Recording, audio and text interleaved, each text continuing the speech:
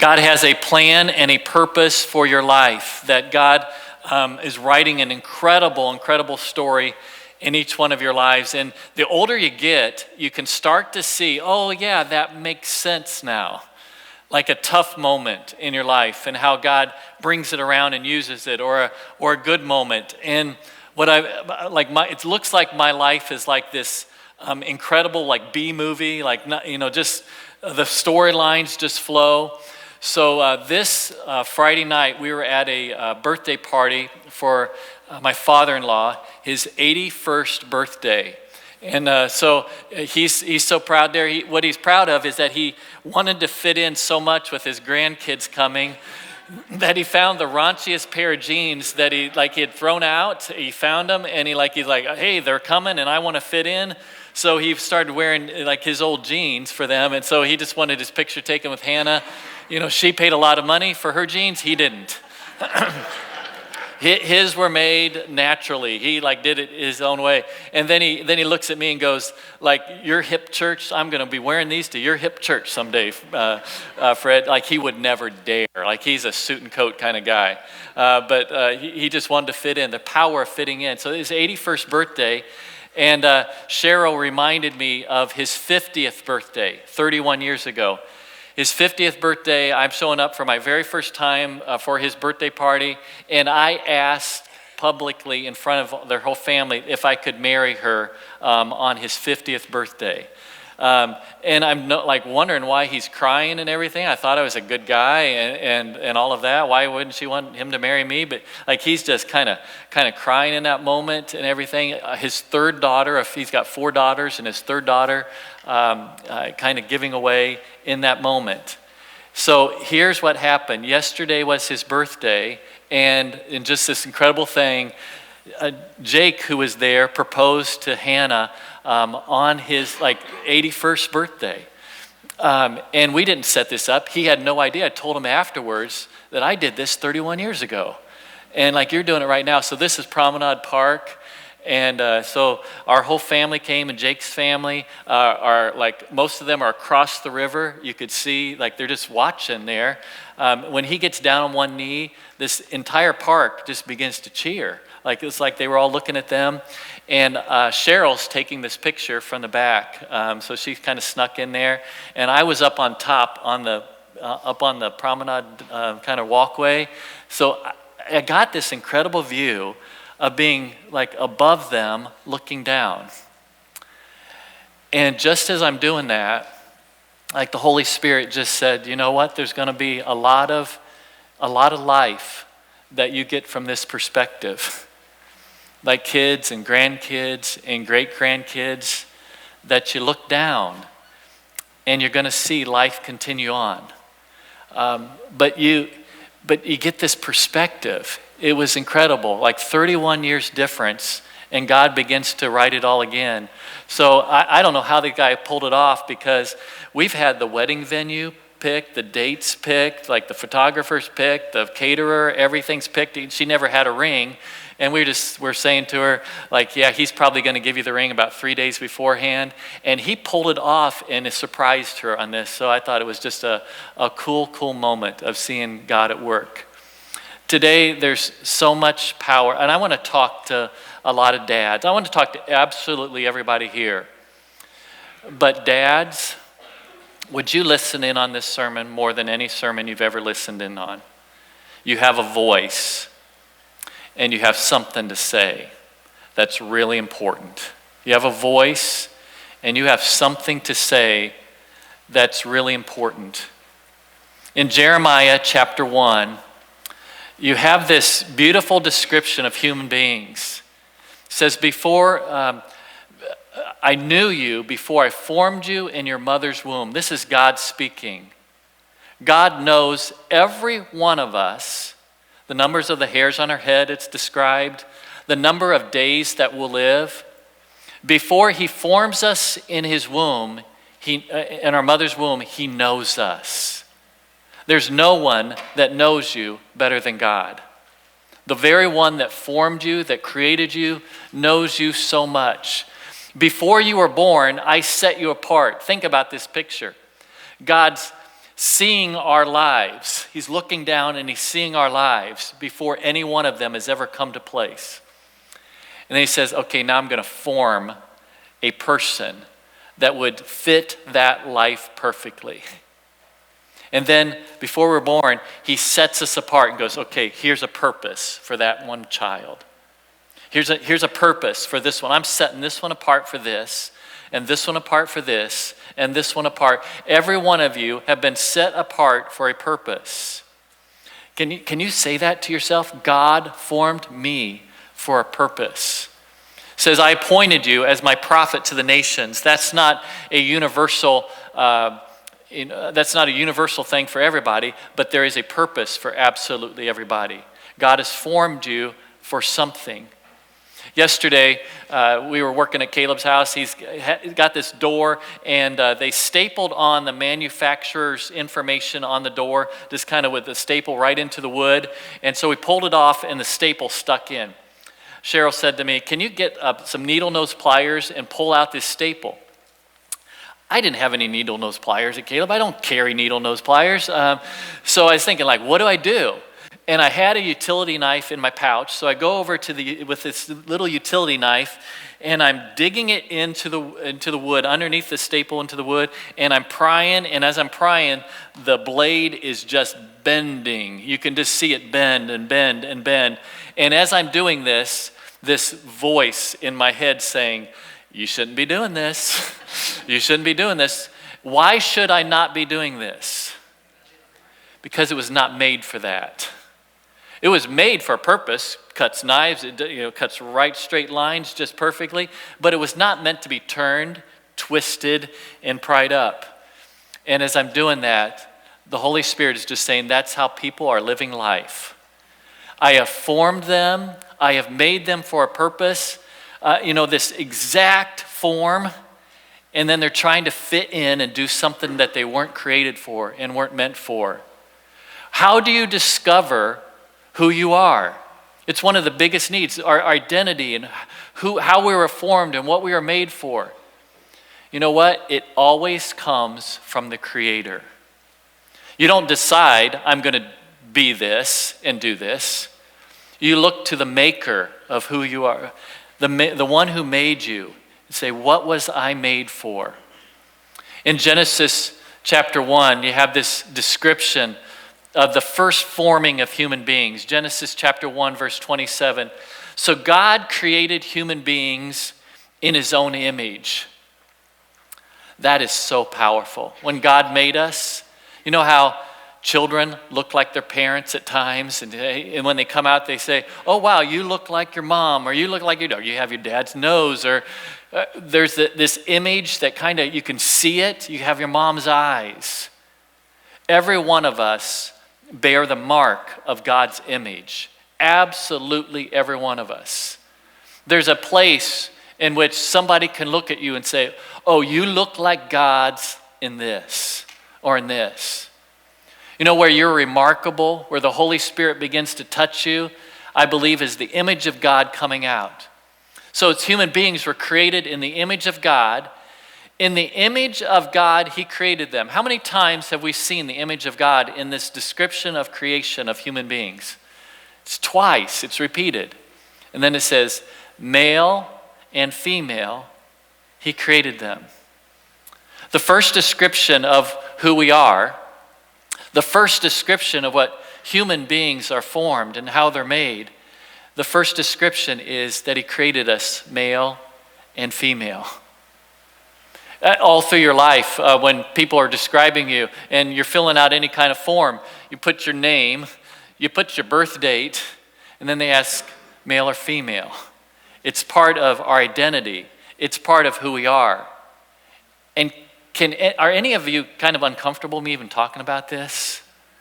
Why? Because in our culture, there's an assault on our gender.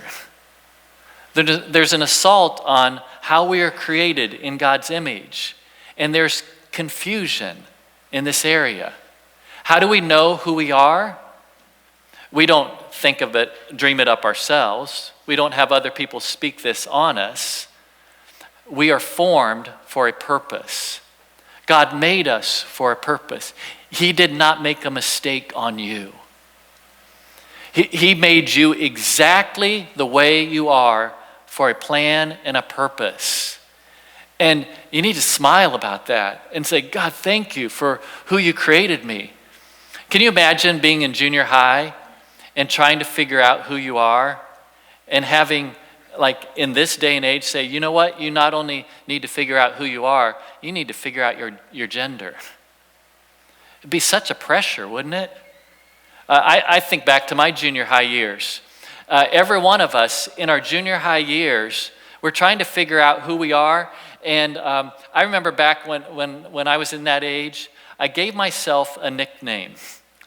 Like that should embarrass me right there. Like who gives yourself a nickname? Doesn't somebody else give yourself a nickname? Like did anybody ever give yourself a nickname? In junior high? Yeah, you're junior high kids? Yeah, God. Honestly, anybody else in here ever give yourself a nickname? It's just me. Okay, I'm sorry. I love Purdue basketball. My dad and I, when I was in junior high, would go to 2 or 3 Purdue basketball games a year. In the summer, I would buy the tickets myself with the lawn mowing money I made. My dad would take me and we would go out and eat at MCL cafeteria. He would pay for that. This was like, we knew when to leave, we knew what time to show up, we knew what we were going to eat. Like being with my dad, there was something that was so incredible about that. This is early 80s, like my first game was 1980 and on. Back in the 1980s, there is a Purdue basketball player by the name of Michael Scarce. Anybody here know the name Michael Scarce? Got one. Yeah, I'm so proud of you for that. Named Michael Scarce, came from Kentucky, and Michael Scarce really didn't have an incredible career, but whenever I showed up at a game, Michael Scarce was good. He was really, really, really good. And Michael Scarce had a nickname, Scooby-Doo, because he looked like Scooby-Doo. Like you look up Michael Scarce, and he looked exactly like Scooby-Doo. And when I would show up to games, like he went off in 1982 against Indiana and just had the most incredible game. And the crowd, whenever he would score, the crowd would go, Scooby. And can you imagine like Mackey Arena just chanting Scooby all over that place? Guess who I became? I came back and declared, I am Scooby-Doo. I didn't look like him. I didn't play like him. Everybody was kind of confused when they looked at me, and I said, like, Scooby-Doo, like that's my nickname. I would like do autographs. Nobody ever asked for it, but I would do autographs with Scooby-Doo on it, and I wanted to be Scooby-Doo. Why? Think about it. I'm with my dad. We're having an enjoyable time. I'm seeing people I admire, basketball players, and I'm seeing the admiration of a whole crowd. And you know what? I wanted that. I wanted that so much that I called myself Scooby-Doo. Nobody else did, so it kind of died after a couple of years. I tried. I really, really tried to keep that nickname, and it just didn't work out. Have you ever like tried to be something to fit in, or tried to be something so that you could get what you wanted and belong where you wanted and get the admiration of the people that you wanted? It's a big, big deal. Where do we get that? Where does that come from? Years later, I worked on a construction crew. If you work on a construction crew, you're going to get a nickname whether you like it or not. And so I was working on this construction crew, and one day I'm down below on the first level, and I'm using a miter box and cutting, we're framing a house. The guy's sending down measurements to me, and I'm cutting them. And then he says, Fred, I want this board, and I cut it, and I just flung it up to him, up to the second level. And if you do it right, it kind of goes up really fast and then reaches a point where it just stops. And if you can do it right, it just stops right where they're at. So, I flung this board, and it's kind of flying at him. He's standing on the plate on the second. On the second story there, and I fling this up to him. He goes, man, you're dangerous. And it stuck. From that point on, I was not Fred, I was dangerous. And I kind of liked it. It kind of sounded good. Like, I liked being dangerous. But when you're on a construction crew and everybody's calling you dangerous, people don't really want to be around you. And like, just like that dangerous. Years later, like, this is really important. And stick with this message. It's important that we hear this. We had this motorcycle biking group, Christian motorcycle bikers, that met at our church.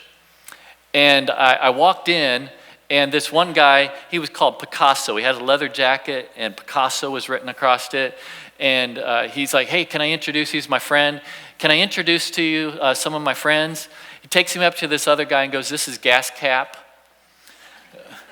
And I go, how do you get the name Gas Cap? He's like, you just don't want to know. And he introduced me to another guy. His name was Rumble Strip. I can figure that one out. And so I turned to Picasso, who's my friend, and said, I have always wanted a biker name. And I'm not joking with this. Could you please give me a biker name? I just really want one. He said, well, we'll talk about it as a group. And so at the end of the meeting, I came back and said, did you get a biker name for me? And he says, Fred, those things just kind of happen. You can't just like make a name. And so I said, well, tomorrow by church, would you have one for me? He says, yeah, we can do that. And so they talked among themselves. He comes into the lobby the next day, and I am so excited. And can you think of like names that I could be? And he walks up to me, and I said, do you got my biker name? And he said, yeah, it's Yardstick. Yardstick? Are you kidding me? You call me, like, why are you calling me Yardstick? He said, well, you look like one. And then I thought to myself, like, this is so silly. Like, on a construction crew, wouldn't that have been a good name to be Yardstick? And wouldn't a biker name be dangerous? Wouldn't that be the thing? Like, isn't this incredible about nicknames? How nicknames get on us? And people proclaim this about me. Here's something that you need to understand. Every one of us have had important people in our life that have labeled us. They've put a name on us, and if they're important, it's stuck in your life. If they weren't important to you, you just, big deal, and you moved on. But if somebody called you something and it was important, it stuck. And in some instances, it really, really hurts. And you can feel it even right now. That name that stuck with you, you don't tell anybody about it, but you feel this is who I am. And I just want to say really loudly, it's not who you are. What somebody else proclaims about you is not who you are. How do you find out who your identity is or what your identity is and who you are? You find it from your Creator, who before he lived a day, he formed you and knows you and set you apart for a purpose. I love it that when Jesus hung around with people, he gave them nicknames. Can you think of them? There's James and John were called the sons of thunder. I wonder how that happened. That you could come up with some theories on that one. There's John is the disciple that Jesus loved. How'd you like to be BFF of Jesus? Wouldn't that be a great name? Simon is now called Peter because he's the rock. And Saul, his name is changed to Paul. I believe some of us today, God would like to give you your name, the name that was spoken over you from your womb, from your mother's womb. Like before you ever took a step on this earth, God knew you and formed you and says, this is who you are. This is what I've set you apart for. This is what I want you to do. How do we come up with our name? How do we come up with our identity? Do you know in Scripture, very often, it was a dad, almost exclusively, it was a dad that named a child. So when Mary is pregnant with Jesus, how did he get the name Jesus? But through Joseph. And you also see, not only was a dad present in naming a child, a dad often gave a blessing. You can look back in the Abraham and Isaac story where Abraham gives a blessing and Isaac gives a blessing to Jacob and Esau. He speaks over them what they are to be. And then at the end of their life, there's this blessing that's spoken. Dads, your words matter. They matter so much. What if you said, God, I want to use my words in order to give a blessing to my child? And you believed that it was important and you believed that you should do it. We have two occasions where there's an audible voice of God the Father speaking over Jesus, his son. One is when Jesus was baptized. He gets baptized and comes out of the water. The dove lands on him. Does anybody remember the words? Let's put them up here on the screen. Mark chapter 1, I think is there. And a voice came from heaven. Everybody can hear it. You are my son, whom I love. With you I am well pleased. I need you to hold on to that. There are three things that he's speaking. You are my son, whom I love. With you I am well pleased. Later on in Matthew chapter 17, there's this moment when Jesus takes some of the disciples. He goes up for prayer on a place called the Mount of Transfiguration. Amazing things happen, and we hear this voice again. While he was still speaking, a bright cloud covered them. And a voice from the cloud said, "This is my son, whom I love. With him I am well pleased. Listen to him." Do you notice the similarities in the two? The first one, he's just saying it directly to Jesus. You are my son, whom I love. With you I am well pleased.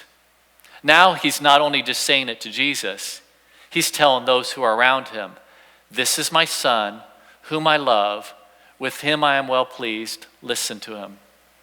I wish I'd heard this sermon when my kids were really, really little.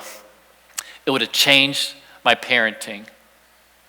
See, when my girls were older, I didn't know what to say to them. I didn't know how to be a dad to them. What I'm discovering is there are 4 things in this that we need to declare. This is my son is, you belong to me. Dads, you need to say this regularly. You belong in our family. You belong. You're wanted. You're one of us. You fit in.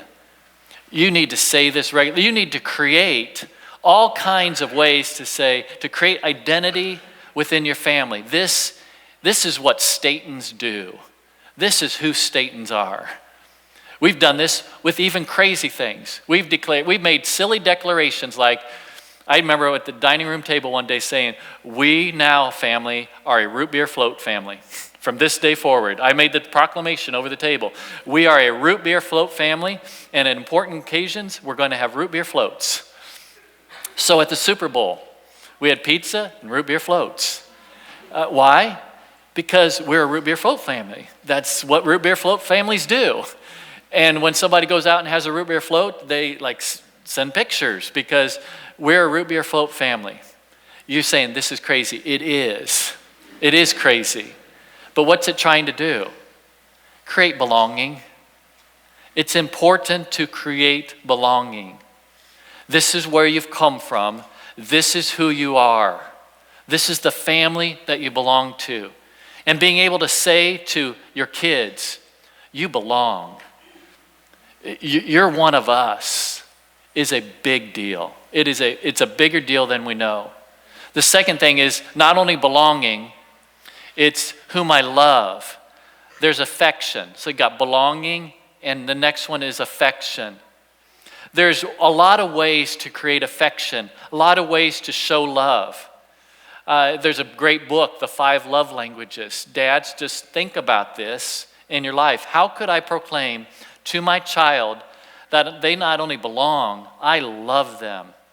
The 5 different love languages are just words of affirmation. Boy, you did that good. You're so good at this. There's affection, kind of touch, where you hug them. With Isaac, he probably wouldn't want a great hug, but he sure would like to wrestle, which is the same thing. And you get him down and you pin him, or do you think you can pin me now, buddy? And you get down and you wrestle, and you do, like, I'll pin him down and get about this far away and stare at him into his eyes until he breaks down laughing. Do you know what that is called? Focused attention. And it fills up a child. It fills up anybody. Or you do something with them. You just play catch because it's just part of what we do. And that I want to do this with you. There's not only touch and affection, there's gift giving where you give them a gift. There's, I'm forgetting all, acts of service. You do something for them. Show them that you love them.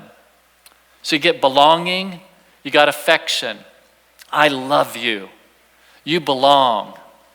But it says, with you I am well pleased. Do you know how we could say this? I don't only love you, I like you. I admire you. Who wouldn't love to hear somebody important say that to you? It's a lot of times we say the opposite to our kids. You know what? I love you, but I really don't like you right now. I don't know why we have to point that out on the times we don't like them. What if when we did catch them doing something that we like, what if we began to proclaim it? I love the way you do this. I admire that.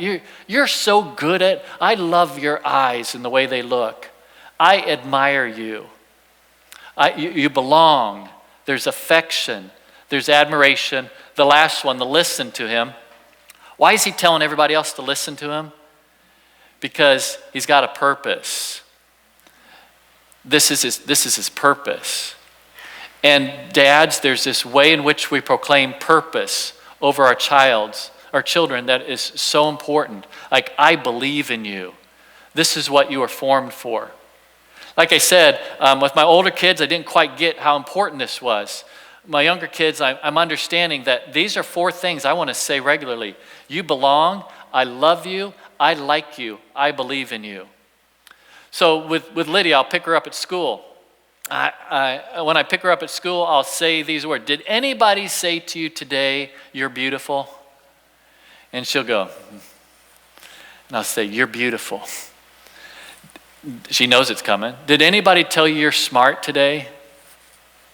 You're smart.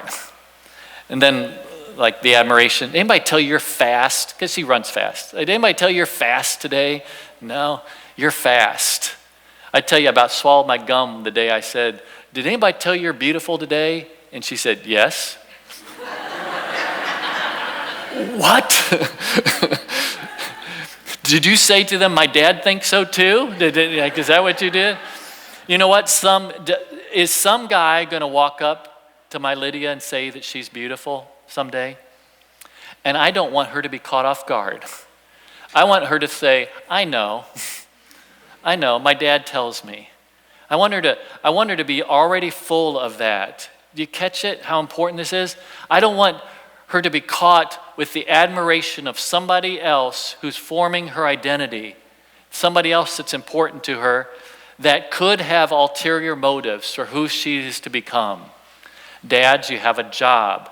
You belong. I love you. I like you. You have a purpose. I believe in you. We're going on a college visit, Lydia and I recently, and how many of you ever picked a major in college and then picked another one and another one and another one? That's kind of the joke, isn't it? You're like, who cares what your first major is, because it's your fifth major that's really the one you're going to do. And so you're trying to decide at a certain age, this is who I am and this is what I want to do for the rest of my life. So she's going there and she picks this major, and I kind of look at her like, okay, how did you pick that? And I'm kind of listening to her, and I just said this. There was a moment that just really stood out to me. Her team just recently won the sectional basketball, and in the middle of the celebration, like all the girls are jumping up and down and hugging each other, and all of this is going on. I watched Lydia. And she walks over and she picks up the coach's preschool daughter. She picks her up and she starts holding her and she's looking at her, just eye to eye. Everybody else is jumping up and down and she's holding this little girl. And I said to her on her college visit, Lydia, who else would pick up a little girl and just hold them and love them in the middle of a celebration, except somebody that probably is going to be an incredible, incredible person to work with kids. Wouldn't you want somebody that was that focused on a child? They said, just think about it. You do whatever you want. There's all kinds of careers. You do whatever you want, but this is just what I notice in you. Like, you love this. This is really, really good about you. And she's going to have to work her way through all of that. But you know what I'm not going to be? A dad who sits on the sidelines and just remains silent. Says, let them figure it out. Let them figure out who they are and what I want them to roll their eyes at me a lot. And when they roll their eyes at me a lot and go, he's crazy, he's crazy, he's crazy, something is going to stick, and it's going to be really important. So in this message, this applies to a lot of people in a lot of different ways. Some of you are right in the place of saying, who am I? How was I formed? What am I supposed to be? You're right in the middle of that. Can I take this pressure off of you? You don't have to figure it out. You just need to know the God who formed you. Isn't it great, the song, because of who you are, I know who I am. Because of what you've done, I know where I stand. He's formed us. Some of you have picked up nicknames from somebody else that were never intended to be upon you. And you need to release them today and say, you know what, that's not who I am. But today, some of you need a nickname from God. You need God to speak down a name and say, this is like when you were in your mother's womb, this is what I saw, this is what I know, this is who you are. And lastly, dads, you have a voice, you have a role, and it is a big deal. I want you to use it. I'm not just singling out dads, saying everybody does this, but I want to tell you the truth, dads, it's a bigger voice, and you've got to use it. You've got to use it. So I want us to sing that last song. We're going to go a couple minutes over. But I want God to speak over you here right now. So let's stand. And God, I pray, as this song's going over, I pray that people could know who you are.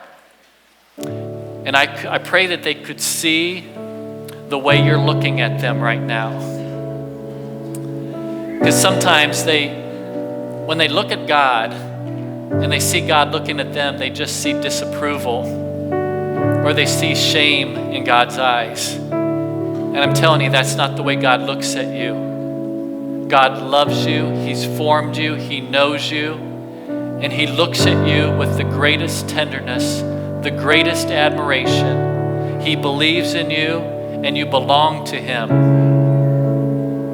And today, maybe the best thing you could do is just say, God, I want to be part of your family. I want to be in the family that you died so that I could belong in that.